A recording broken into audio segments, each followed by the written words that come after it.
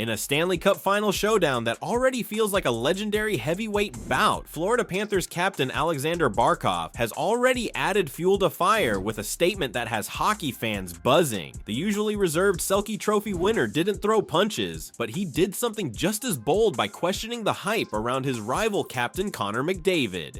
Wait, what? Did Barkov just throw shade at the best offensive player in the world? Let's unpack this. It's June 2025, and the Edmonton Oilers are back in the Stanley Cup Final, hungry for redemption after falling to the Panthers in 2024. Leading the charge is Connor McDavid, the Oilers captain and arguably the best player on the planet. With his lightning-fast skating, jaw-dropping playmaking, and a Conn Smythe trophy from last year's losing effort, McDavid is a force of nature. Across the ice, the Florida Panthers, defending champs, are led by their own superstar, Aleksander Barkov. The Finnish center, fresh off winning his second straight Frank J. Selke Trophy as the NHL's top defensive forward, is the leader of a Panthers team known for its toughness, discipline, and playoff experience. This isn't just a rematch, it's a clash of philosophies. McDavid's Oilers are an offensive juggernaut, powered by his wizardry and Leon Draisaitl's sniper-like precision. The Panthers, meanwhile, lean on Barkov's two-way mastery, blending shutdown defense with timely scoring. The series, tied 1-1 heading into Game 3, was already a powder keg. Then Barkov lit the fuse. After defeating the Carolina Hurricanes 4-1 in the NHL Eastern Conference Final, Barkov stepped up to the podium.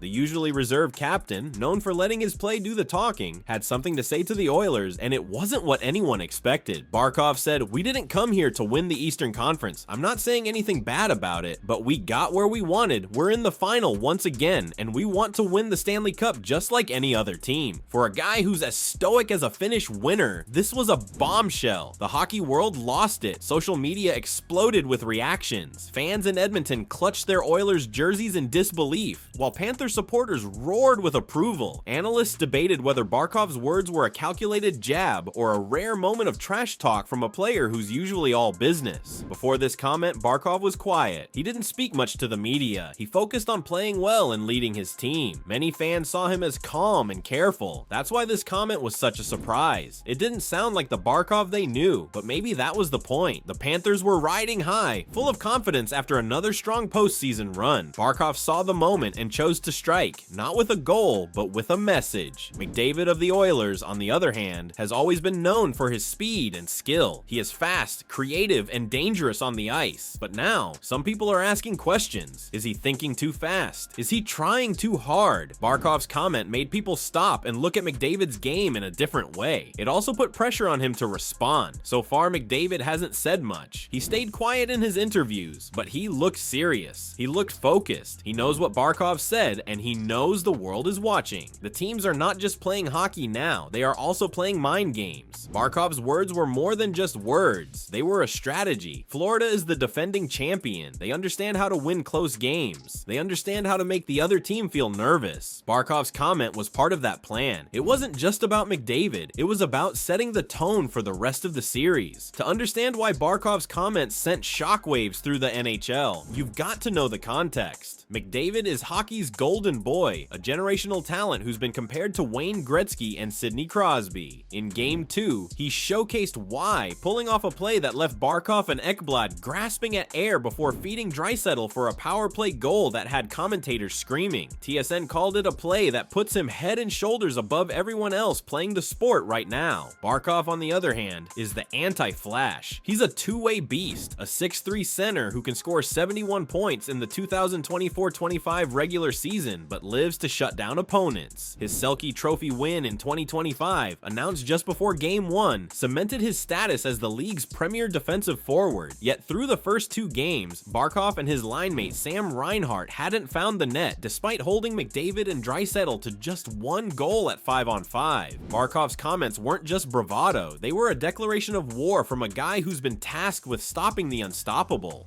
And after Game 3's 6-1 Panthers rout, where McDavid was held pointless and took a big hit from Ekblad, it's looking like Barkov might be onto something. What made this comment even more surprising was the fact that Barkov usually avoids the spotlight and rarely says anything controversial. Throughout the season and the playoffs, he was known as a calm, focused leader who preferred to let his play on the ice speak for him, which is why this sudden shift in tone caught everyone off guard. But perhaps that was his goal, to change the conversation and send a message that Florida wasn't just trying to win with skill, but also with psychological pressure. With the Panthers holding a 2-1 series lead after Game 3, Barkov and his team had the momentum, and this statement only added fuel to their confidence. Connor McDavid, on the other hand, has always been celebrated for his unmatched speed, creativity, and scoring ability. He is considered the best player in the world by many, and his ability to change a game in seconds is the reason Edmonton is in the final. But now, after Barkov's comment, there is a new discussion about whether McDavid's fast-paced style can sometimes hurt more than help, whether he's rushing plays instead of reading them. Although McDavid did not respond directly to the quote in his post-game interview, his expression was serious and his answers were short. It was clear that he had heard what was said, and it was even clearer that he was thinking about it. What's happening now in the series is not just about hockey skills, it's about leadership, control, and pressure. Barkov's comment was not just an insult, it was a tactic. The Panthers are trying to force McDavid and the Oilers to change their approach, to think differently, and maybe even to lose focus. For Florida, this is about experience. They've been here before. They know how small changes in mindset can lead to big mistakes on the ice. Back in Edmonton, the reaction has been loud. Some fans believe Barkov went too far, while others think it's a normal part of competition at this level. The media is watching every movement and every word now, and both captains are under a brighter spotlight than ever. With Game 4 just around the corner, the tension isn't just on the scoreboard. It's in the air, in the locker rooms, and in every question that follows them off the ice. As the series moved forward, the effect of Barkov's words became clear, not only in the locker rooms, but in the way both teams approached every practice, every play, and every pre-game speech. Florida's coach Paul Maurice addressed the media with a calm tone, but gave subtle insights into the team's plan, saying they wanted to control not just the puck, but also the emotional rhythm of the games, suggesting that Barkov's comment was part of a larger strategy meant to shift the mental flow in Florida's favor. Since that remark, the Panthers have emphasized shorter defensive shifts and deeper focus in warm-ups, as if each player was carrying a reminder to stay sharp and support one another. That cultural wave has reached both dressing rooms, increasing the emotional stakes for Game 4. In Florida, players admitted that the comment gave them an extra sense of purpose. A defenseman, speaking off the record to a journalist, said the team now feels they are playing not just for themselves, but to back up Barkov's words.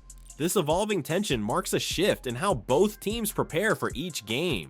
What started as friendly playoff competition has become a psychological duel between two captains, one who purposely punctured the narrative, and another who must respond not just with goals, but with presence and poise. Every face-off, every line change, and every post-game handshake now carries the extra weight of that statement, making every moment a chance to land a response or reset the conversation entirely. As the series heads back to Edmonton for Game 4, both teams are carrying more than skates and sticks. They are bringing mental weight, emotional charge, and a new layer of strategy rooted in leadership. Barkov's short sentence has grown into a long-lasting effect, and McDavid knows that how he and his team answer now could shape the rest of this final, both on the ice and in the minds of hockey fans everywhere.